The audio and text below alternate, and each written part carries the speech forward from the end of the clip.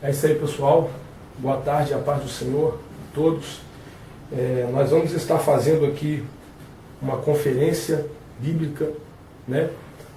E justamente nós vamos falar nesse momento sobre alguns assuntos a respeito da palavra em que muitas pessoas fazem confusão, né? Mas eu vou provar para esse batalhudo aqui que eu estou certo. Eu vou provar para esse batalhudo que eu estou certo, que eu não preciso fazer isso tudo que ele está falando que eu tenho que fazer para ser salvo, não. Né? Então, nós vamos começar essa conferência lendo aqui cartas de Paulo, a carta que Paulo escreveu aos Efésios, capítulo 2, versículo 8, que diz assim: porque pela graça sois salvos, por meio da fé, e isso não vem de vós, é dom de Deus. Versículo 9. Não vem das obras para que ninguém se glorie. Então o apóstolo Paulo ele está dizendo aqui, né, para os cristãos, para os efésios, que a salvação é pela graça, por meio da fé, né? E isso não vem de nós, isso vem de Deus.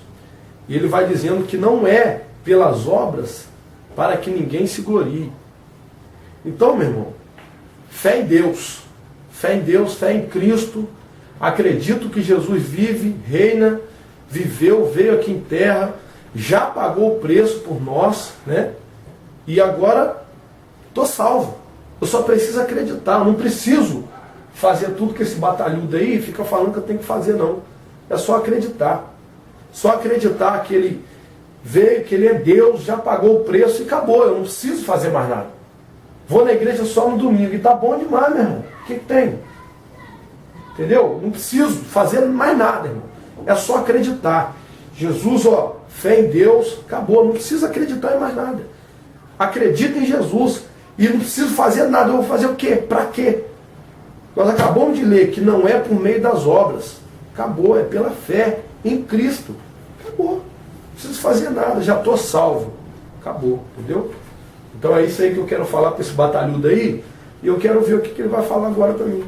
Que ele fica falando aí que eu tenho que fazer isso, que eu tenho que fazer aquilo, que eu tenho que ser assim, que eu tenho que ser assado. Então eu quero ver agora o que ele vai falar aí. Entendeu? Isso aí. Bom, é isso aí, pessoal. Primeiramente, boa tarde, né? E a paz do Senhor Jesus aí, a você que está em casa. E nós vamos então falar sobre o que esse batalhudo aqui está falando para a gente aqui. É justamente isso aí que acontece com muitas pessoas, né? É o texto sem contexto que se torna um pretexto para uma heresia. E é isso que acontece. Você vai interpretar a Bíblia, você pega um versículo isolado, interpreta a seu bel prazer e vive da forma que você quer viver, sendo que na verdade você não entendeu o contexto da coisa.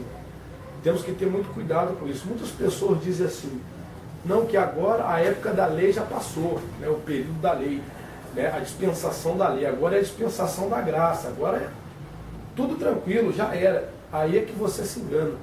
A dispensação da graça, ela não é mais fácil que a lei. Me explica, vou te explicar. Na lei está escrito: não adulterarás.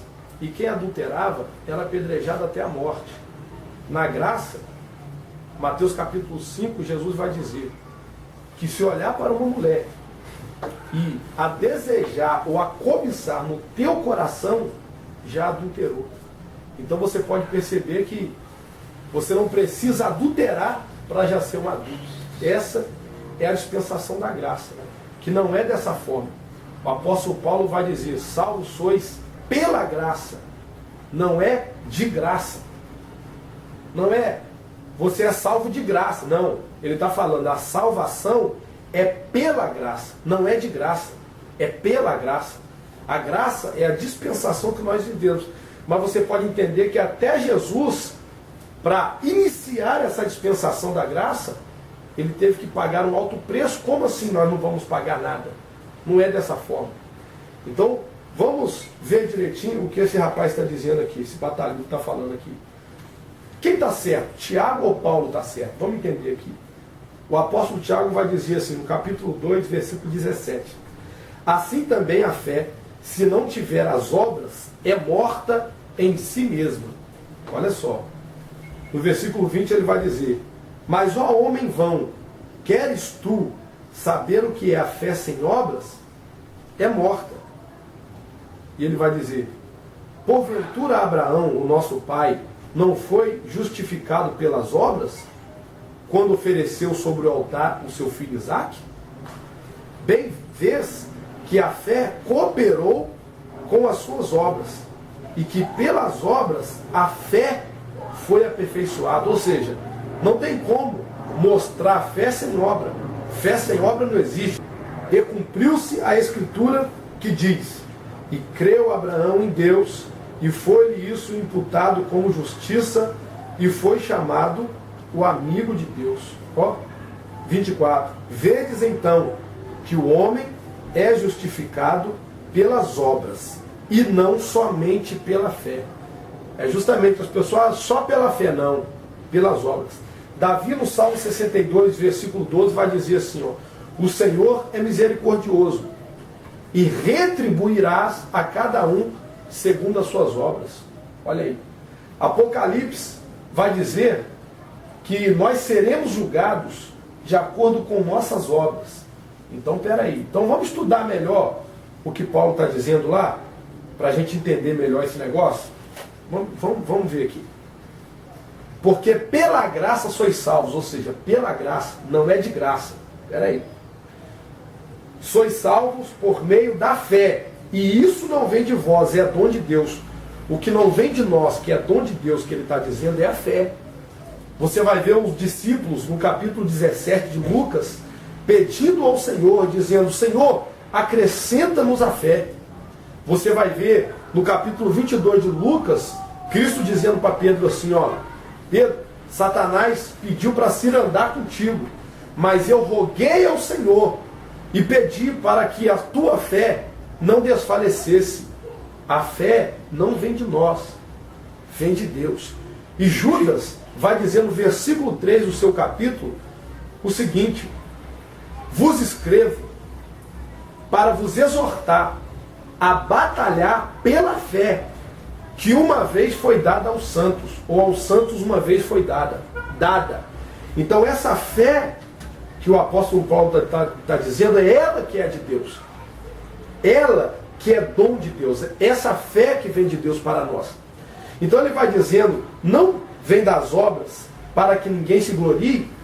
Ele está dizendo porque você sabe, Cristo chamava, João Batista chamou os fariseus de hipócritas. Por quê?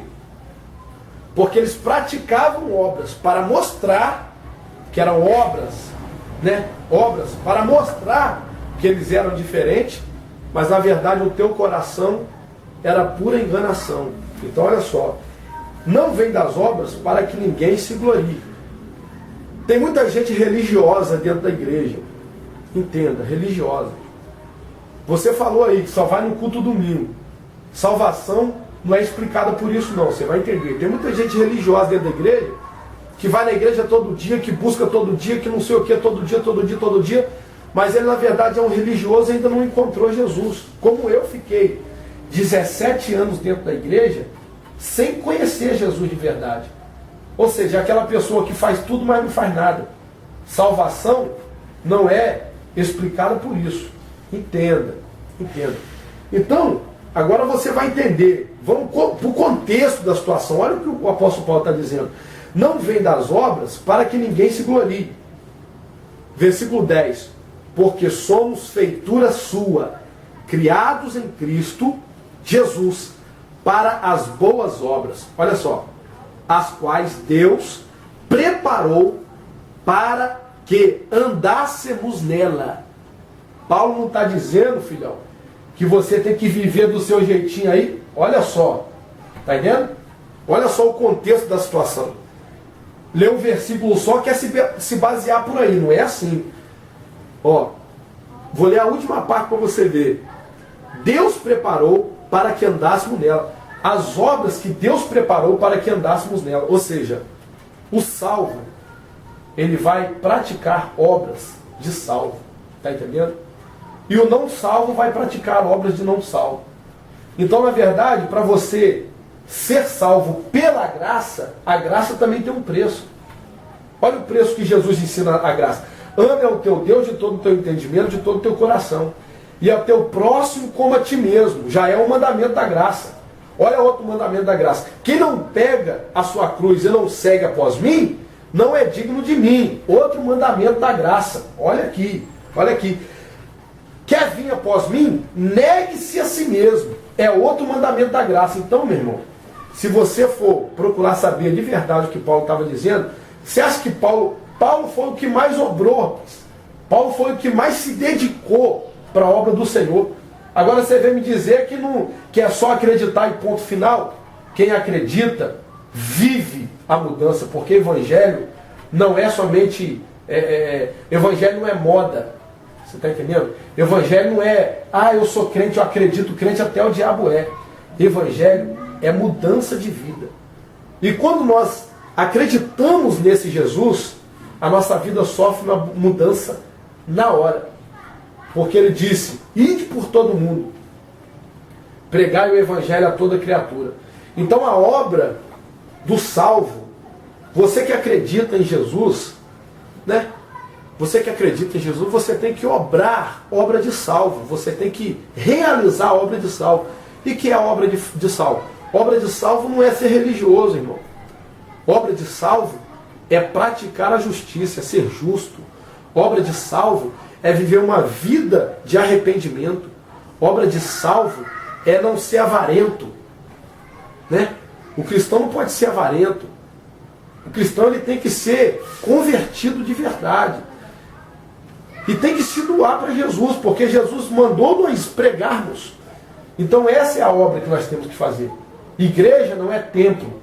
Templo é uma coisa, igreja é outra coisa. Igreja somos nós. Eclésia, tirados para fora. Templo é um lugar que nós vamos celebrar e salmodiar o Senhor. Então você tem que entender, meu querido, que a salvação é pela graça. Mas a graça tem o seu preço.